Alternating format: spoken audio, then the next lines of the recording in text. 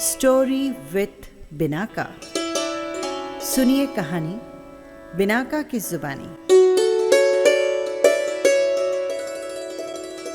तो लीजिए, हाजिर है विष्णु कुमार मुनिराज की कथा।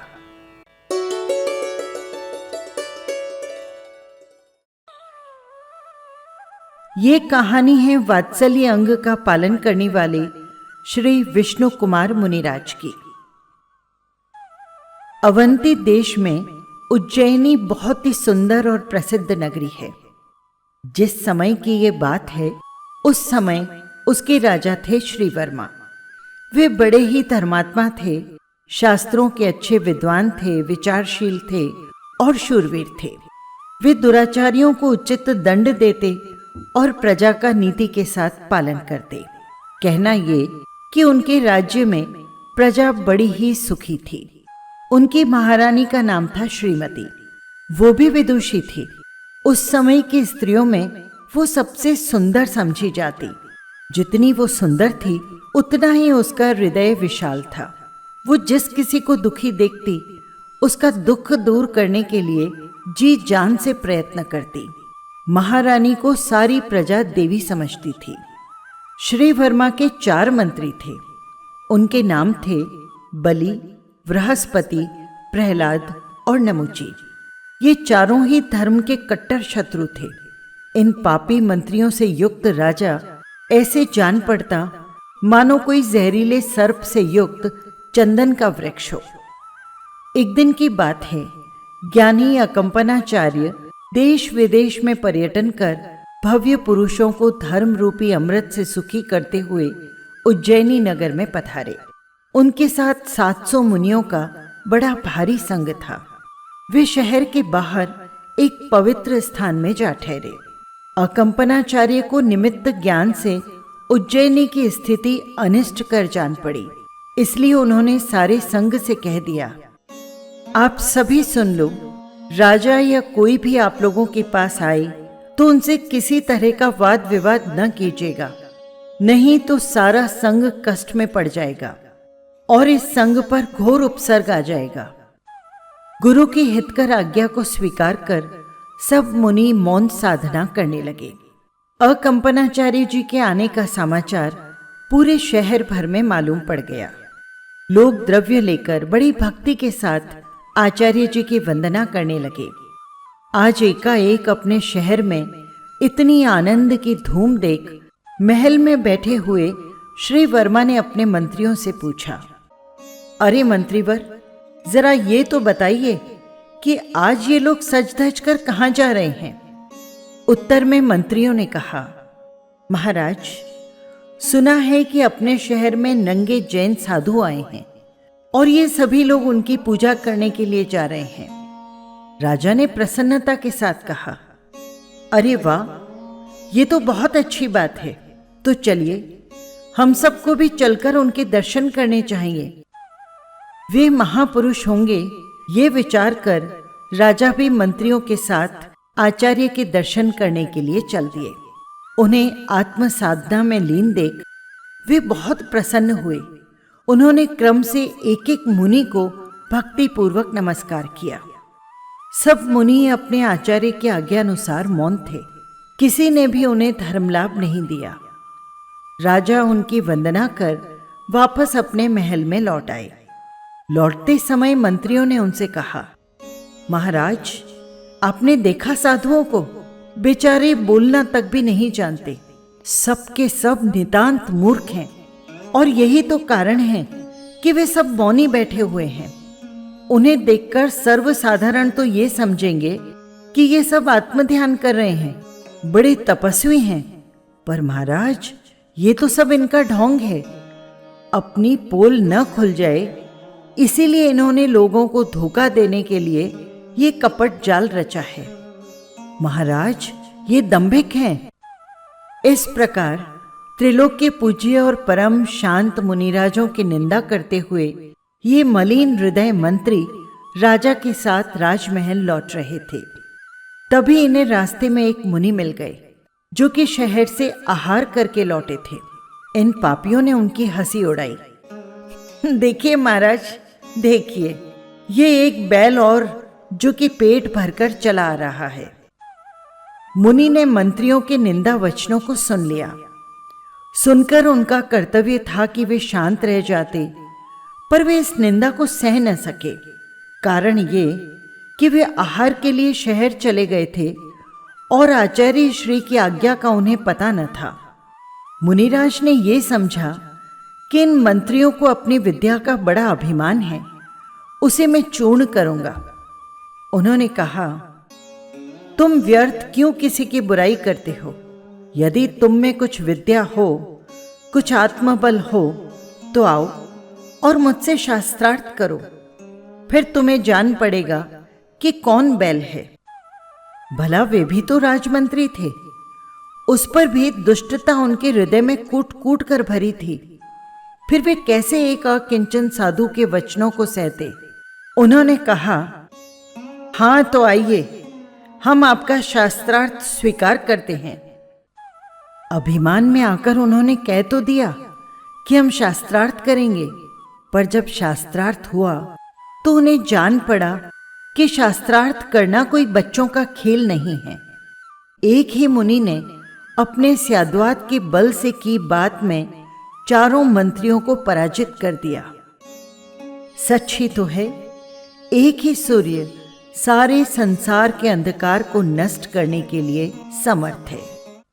विजय लाभ कर श्रुतसागर मुनि अपने आचार्य के पास चले आए।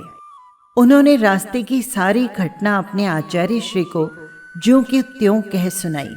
सुनकर आचार्य खेद के साथ बोले, श्रुतसागर मुनि, तुमने बहुत ही बुरा किया जो उनसे शास्त्रार्थ कर लिया। तुमने अपने हाथों से सारे संघ को घात किया। संघ की अब यहां पर कुशल नहीं है।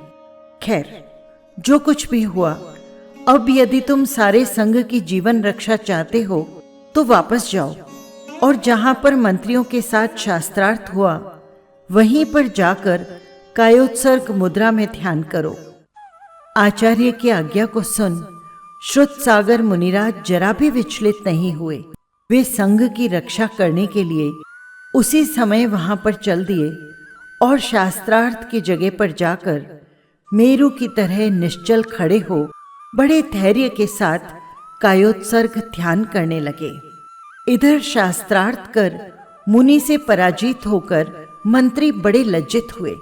अपने मान भंग का बदला चुकाने का विचार कर मुनि वध के लिए रात्रि के समय वे चारों शहर के बाहर आए। रास्ते में श्रुतसागर मुनि ध्यान करते मिले। पहले तो उन्होंने मान भंग करने वाले को ही परलोक पहुंचा देना चाहा।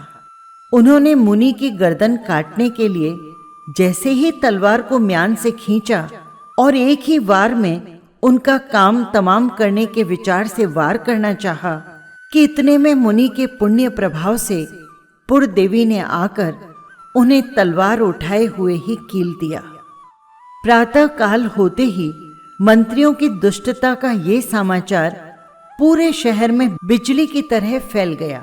सब शहरवासी उन्हें देखने आए, राजा भी आए। सबने एक स्वर में उन्हें धिक्कारा। सही भी है, जो पापी लोग निरपराधों को कष्ट पहुंचाते हैं वे इस लोक में भी घोर दुख को उठाते हैं और परलोक में नरक के असह्य दुख सहते हैं। राजा ने उन्हें बहुत धिक्कारा और कहा, पापियों, जब तुमने मेरे सामने इन निर्दोष और संसार मात्र का उपकार करने वाले मुनियों की निंदा की, तब मैं तुम्हारे विश्वास पर निर्भर रहकर ये समझा कि शायद मुनि लोग ऐसे ही हों।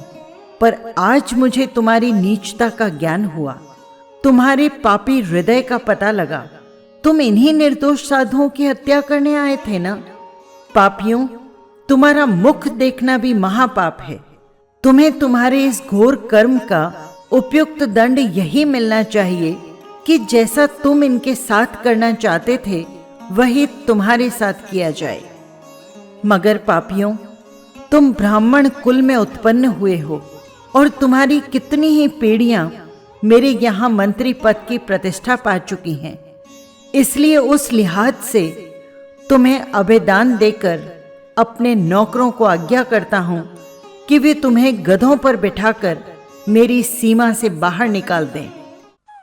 राजा की आज्ञा का उसी समय पालन हुआ। चारों मंत्री देश से निकलवा दिए गए। सच है, पापियों की ऐसी दशा होना ही उचित है। धर्म के ऐसे प्रभाव को देखकर लोगों के आनंद का ठिकाना न रहा। वे अपने हृदय में बढ़ते हुए हर्ष के वेग को रोकने में समर्थ न हुए। उन्होंने जय ध्वनि के मारे आकाश और पाताल एक कर दिया। मुनि संघ का उपद्रव टला, सबके चित्त शांत हुए। अकंपनाचार्य भी उज्जैन से विहार कर गए। उन्हीं दिनों हस्तिनापुर नाम के शहर के राजा थे महापद्म और उनकी रानी थी लक्ष्मीमती। उनके पद्म और विष्णु नाम के 2 पुत्र हुए। एक दिन की बात है, राजा संसार की दशा पर विचार कर रहे थे। उनकी अनित्यता और निस्सारता देख उन्हें बहुत वैराग्य हुआ। उन्हें संसार दुखमय दिखने लगा। वे उसी समय अपने बड़े पुत्र पद्म को राज्य दे अपने छोटे पुत्र विष्णु कुमार के साथ वन में चले गए और श्रुत सागर मुनि के पास पहुंचकर पिता और पुत्र दोनों ने दीक्षा ग्रहण कर ली।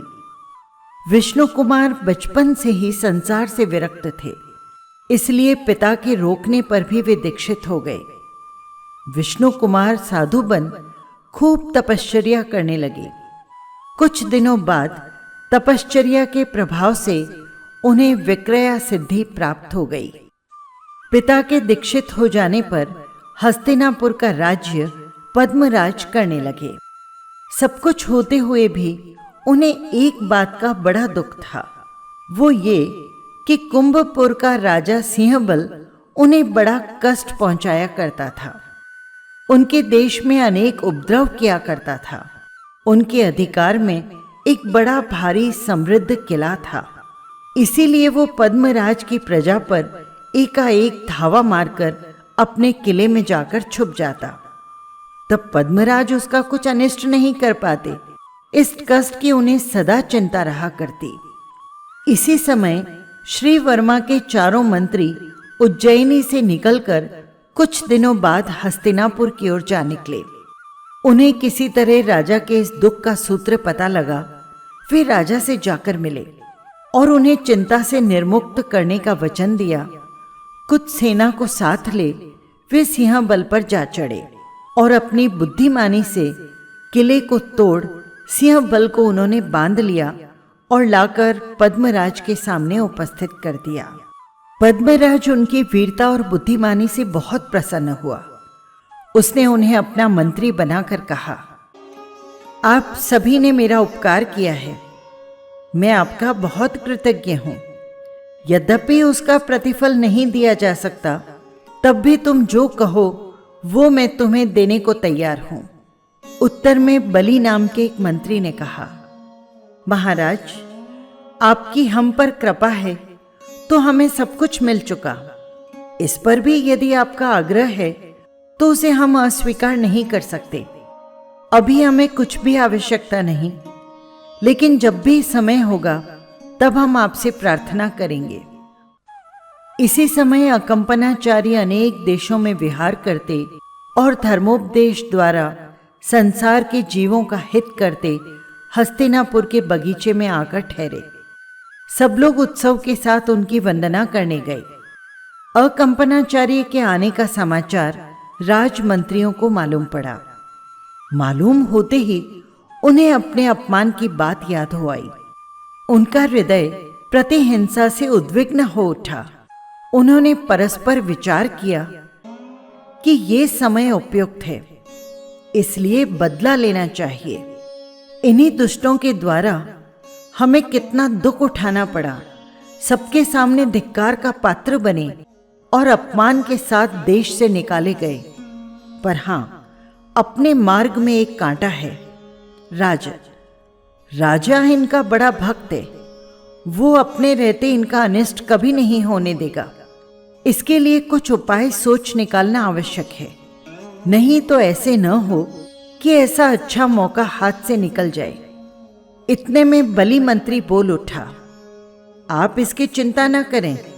अब सिंहबल को पकड़कर लाने का पुरस्कार राजा से हमें पाना अभी बाकी है। उसके एवज में उससे 7 दिन का राज्य ले लेना चाहिए। फिर जैसा हम करेंगे बस वही होगा।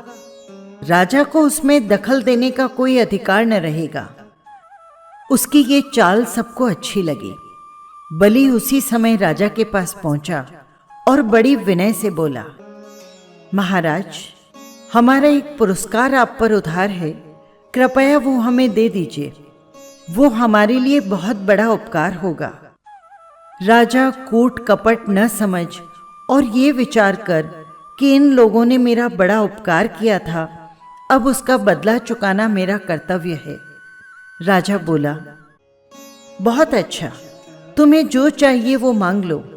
मैं अपनी प्रतिज्ञा पूरी करके तुम्हारे ऋण से उऋण होने का यत्न करूंगा।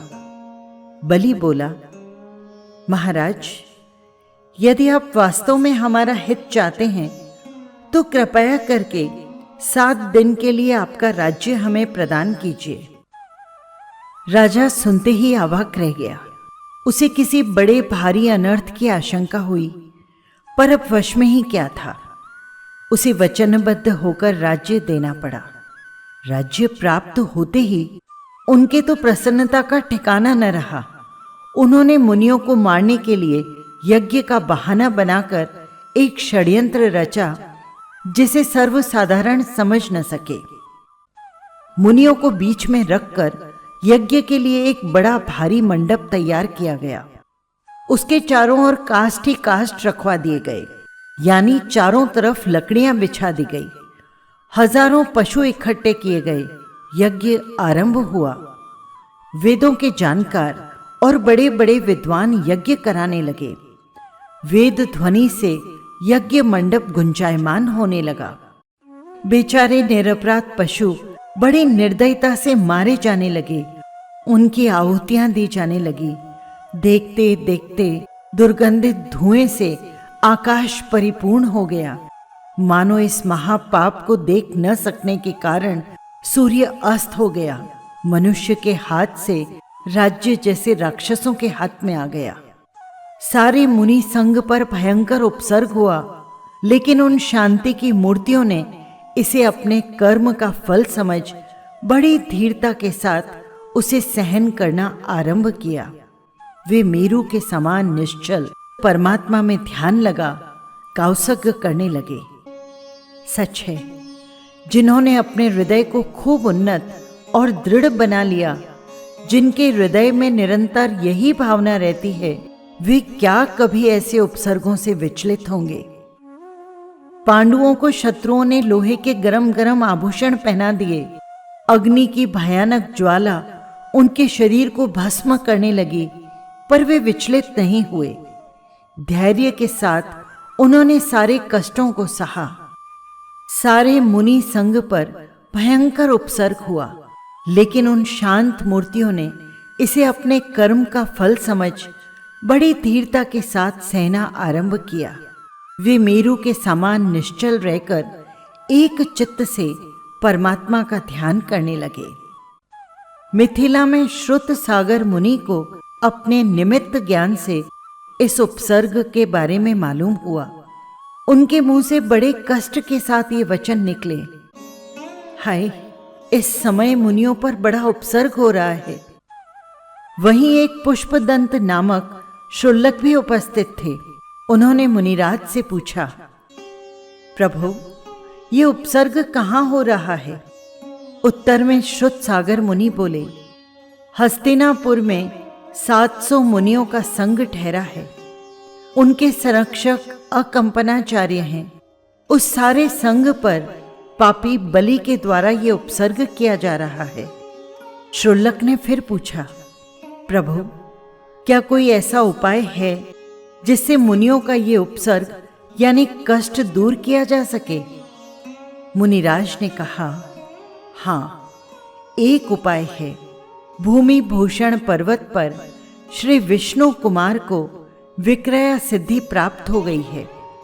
वे अपनी रिद्धि के बल से इस उपसर्ग को रोक सकते हैं। पुष्पदंत फिर एक भी क्षण वहां न ठहरे और जहां विष्णु कुमार मुनि तपश्चर्या कर रहे थे वहां पर जा पहुंचे। पहुंचकर उन्होंने विष्णु कुमार मुनि को सब कुछ बताया। विष्णु कुमार मुनि को अपनी इस रिद्धि के प्राप्त होने की खबर पहले नहीं हुई थी, पर जब पुष्प दंत के द्वारा उन्हें मालूम हुआ तो उन्होंने परीक्षा के लिए एक हाथ पसार कर देखा। पसारते ही उनका हाथ बहुत दूर तक चला गया। उन्हें विश्वास हुआ। वे उसी समय हस्तिनापुर आए और अपने भाई से बोले, भाई, आप किस नींद में सो रहे हैं? जानते हैं शहर में कितना भारी अनर्थ हो रहा है। अपने राज्य में तुमने ऐसा अनर्थ क्यों होने दिया? क्या पहले किसी ने भी अपने कुल पर ऐसा घोर अनर्थ किया है आज तक? हाय, धर्म के अवतार, परम शांत और किसी से कुछ भी न लेने देने वाले मुनि, उन पर यह अत्याचार, और वो भी तुम जैसे धर्मात्माओं के राज्य में। खेद है भाई। राजाओं का धर्म तो ये कहता है कि वे सज्जनों की, धर्मात्माओं की रक्षा करें और दुष्टों को दंड दें, पर आप तो बिल्कुल इससे उल्टा कर रहे हैं। समझते हो, साधुओं को सताना ठीक नहीं है। ठंडा जल भी गर्म होकर शरीर को जला डालता है। इसलिए जब तक ये आपत्ति तुम पर न आए, उससे पहले ही इस उपसर्ग को शांत करवा दीजिए। अपने भाई का उपदेश सुन पद्मराज बोले, मुनिराज, मैं क्या करूं? मुझे क्या मालूम था कि ये पापी लोग मिलकर मुझे ऐसा धोखा देंगे। अब तो मैं बिल्कुल विवश हूं। मैं कुछ नहीं कर सकता। 7 दिन तक जैसा भी ये चाहेंगे, जैसा भी ये करेंगे, वो सब मुझे सहना होगा, क्योंकि मैं वचनबद्ध हो चुका हूं। अब तो आप ही कोई उपाय कीजिए और इन मुनियों का उपसर्ग दूर कीजिए। आप इसके लिए समर्थ भी हैं और सब जानते हैं। उसमें मेरा दखल देना तो ऐसा होगा जैसे सूर्य को दीपक दिखलाना। शीघ्रता कीजिए, विलंब करना उचित नहीं है। विष्णु कुमार मुनि ने विक्रय रिद्धि के प्रभाव से वामन ब्राह्मण का वेश बनाया और बड़ी मधुरता से वेद ध्वनि का उच्चारण करते हुए वे यज्ञ मंडप में पहुंचे। उनका सुंदर स्वरूप और मनोहर वेदोच्चार सुनकर सभी बड़े प्रसन्न हुए। बलि तो उन पर इतना मुग्ध हुआ कि उसके आनंद का पार नहीं रहा। उसने बड़ी प्रसन्नता से कहा, महाराज, आपने पधार कर मेरे यज्ञ की अपूर्व शोभा कर दी। मैं बहुत खुश हुआ। जो इच्छा हो मांगिए, इस समय मैं सब कुछ देने को समर्थ हूं। विष्णु कुमार बोले, मैं तो एक गरीब ब्राह्मण हूं। मुझे अपनी जैसी कुछ स्थिति है उसमें संतोष है। मुझे धन दौलत की कोई आवश्यकता नहीं, पर आपका जब इतना आग्रह है तो आपको असंतुष्ट भी नहीं करना चाहता। मुझे तो केवल 3 पग भूमि की आवश्यकता है। यदि आप कृपया कर उतनी भूमि मुझे प्रदान कर दें तो उसमें टूटी फूटी झोंपड़ी बनाकर रह सकूंगा और स्थान की निराकुलता से मैं अपना समय वेद ध्यान आदि में बड़ी अच्छी तरह से बिता सकूंगा। बस इसके सिवा मुझे और कुछ नहीं चाहिए। विष्णु कुमार की ये तुच्छ याचना सुन और ब्राह्मणों को भी उनकी बुद्धि पर बड़ा खेद हुआ।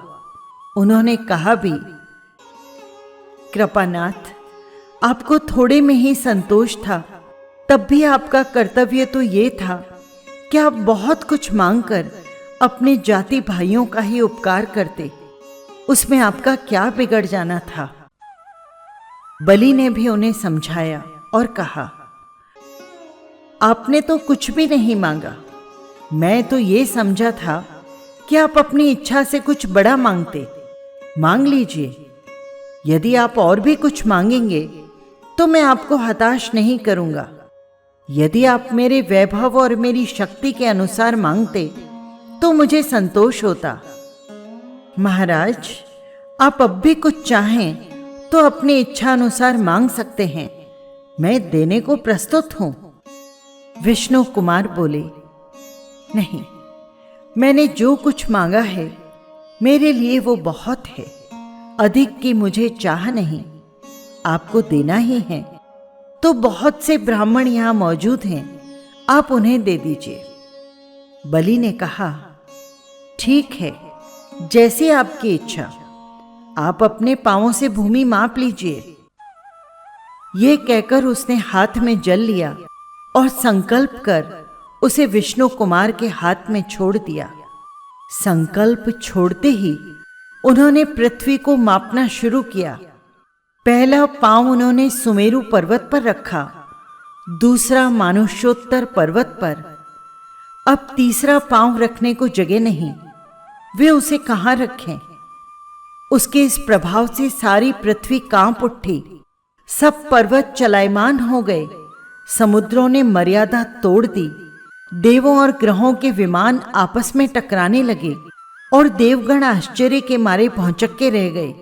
वे सब विष्णु कुमार के पास आए और बलि को बांध कर बोले, प्रभु हमें क्षमा कीजिए, ये सब दुष्कर्म इस पापी का है, ये आपके सामने उपस्थित है। बलि ने मुनिराज के पांवों में गिरकर अपना अपराध क्षमा करवाया और दुष्कर्म के लिए पश्चाताप किया। विष्णु कुमार मुनि ने सारे संग का उपद्रव दूर किया, सबको शांति हुई। राजा, चारों मंत्री और प्रजा के सब लोग बड़ी भक्ति के साथ अकंपनाचार्य की वंदना करने गए। उनके पांवों में पड़कर राजा और मंत्रियों ने अपने अपराध के लिए क्षमा मांगी। उसी दिन से मिथ्या मत छोड़कर सब अहिंसामयी पवित्र जिन शासन के उपासक बने। देवों ने प्रसन्न होकर विष्णु कुमार की पूजन के लिए 3 बहुत ही सुंदर स्वर्गीय वीणाएं प्रदान की, जिनके द्वारा उनका गुणानुवाद गा गाकर लोग पुण्य उत्पन्न करेंगे। इस प्रकार जिन भगवान के परम भक्त विष्णु कुमार ने प्रेम धर्म के वश हो मुनियों का उपसर्ग दूर कर वात्सल्य अंग का पालन किया और उसके पश्चात ध्यानाग्नि द्वारा अपने कर्मों का नाश कर वे मोक्ष को प्राप्त हुए।